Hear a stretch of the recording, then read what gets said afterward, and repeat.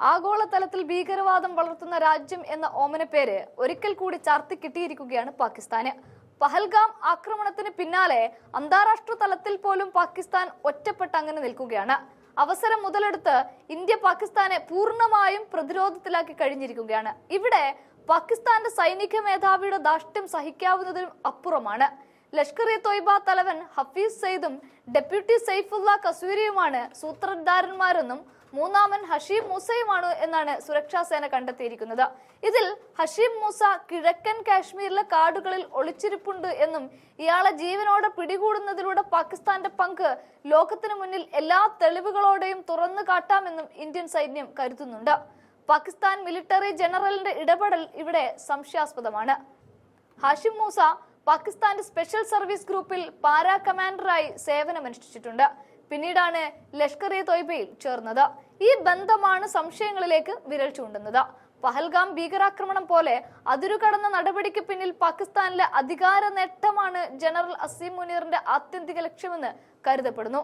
വലിയ തിരിച്ചടി പാകിസ്ഥാന് ഉണ്ടാകുമെന്ന് വ്യക്തമായിരിക്കെയാണ് അതിർത്തി കടന്ന ഭീകരവാദത്തിന് പാക് സൈനിക മേധാവി പച്ചക്കൊടി കാണിച്ചത്. ബലൂച്ച് വിമത പ്രവർത്തനത്തിന് ഇന്ത്യ പിന്തുണയ്ക്കുന്നതിനുള്ള പ്രതികാരം എന്ന നിലയിൽ ചർച്ച കൊണ്ടുപോകാനാണ് സയ്യിദ് അസീം മുനീർ അഹമ്മദ് ഷാ ശ്രമിച്ചത്. പിന്നീട് പാക് സർക്കാർ പഹൽഗാം ആക്രമണത്തിൽ തങ്ങൾക്ക് പങ്കില്ലെന്ന് സ്ഥാപിക്കാനും ശ്രമിച്ചു. കരസേനാ മേധാവി ജനറൽ അസീം മുനീറിന്റെ സ്ഥാനം സർക്കാരിന് മേലെ ഉറപ്പിച്ച് വീണ്ടും ഒരു പട്ടാള ഭരണത്തിലേക്ക് പാകിസ്ഥാനെ കൊണ്ടുപോകാനുള്ള ശ്രമത്തിന്റെ ഭാഗമായാണ് രാജ്യത്തിനുള്ളിൽ അസ്വസ്ഥതയ്ക്ക് വിത്തുപാകിയത് എന്നും കാണാം. പാകിസ്ഥാനെതിരെ ഇന്ത്യ സൈനിക നീക്കത്തിന് തയ്യാറെടുത്താൽ എതിരാളിയായ രംഗത്തുണ്ടാവുക ജനറൽ അസീം മുനീർ ആയിരിക്കുമെന്ന് ഉറപ്പാണ്. ഇന്ത്യക്കെതിരായി ജനങ്ങളെ തിരിച്ച് വിരോധമുണ്ടാക്കാനുള്ള ശ്രമം പല പ്രസംഗങ്ങളിലും പാക് സേനാ മേധാവി നടത്തിയതാണ്. ഷഹബാസ് ഷെരീഫിന്റെ നേതൃത്വത്തിലുള്ള ഇപ്പോഴത്തെ പാക് സർക്കാർ പാകിസ്ഥാന്റെ ചരിത്രത്തിലെ ഏറ്റവും ദുർബലമായ ഒന്നായി കണക്കാക്കപ്പെടുകയാണ്.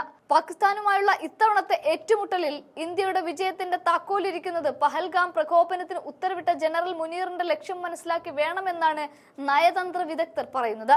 ജനറൽ മുനീർ പാകിസ്ഥാനിൽ ഒന്നിലധികം വെല്ലുവിളികൾ നേരിടുന്നുണ്ട്. പാക് പ്രധാനമന്ത്രി ആയിരുന്ന ഏറ്റവും ജനപ്രിയനായ രാഷ്ട്രീയ നേതാവായ ഇമ്രാൻഖാനെ തടവറയിലാക്കിയതിന് പാക് ജനങ്ങൾക്കും പ്രവാസികൾക്കും ഇടയിലും സ്വദേശത്തും വിദേശത്തും അസീം മുനീറിനെതിരെ പ്രതിഷേധമുണ്ട്. ബലൂചിസ്ഥാനിൽ പാക് സൈന്യത്തിന് നേരെ ബോംബെറിഞ്ഞ വിഘടനവാദികളുമുണ്ട്. ഇവിടെയാണ് യുദ്ധകാഹളത്തിനായി പാക് ജനറൽ പഹൽഗാം തിരഞ്ഞെടുത്തത്. യുദ്ധം പോലെ ഒരു രാജ്യത്തെ ഒന്നിപ്പിക്കാൻ മറ്റൊന്നിനും കഴിയില്ല എന്നത് ഒരു വസ്തുത കൂടിയാണ്. തിരഞ്ഞെടുപ്പ് കാലഘട്ടങ്ങളിൽ പലയിടത്തും പല സർക്കാരും ഈ തന്ത്രം പ്രയോഗിച്ചിട്ടുമുണ്ട്. അതിർത്തിയിൽ യുദ്ധമുണ്ടായാൽ സർക്കാരിനെതിരെ പിന്നെ ചോദ്യമുയരില്ല.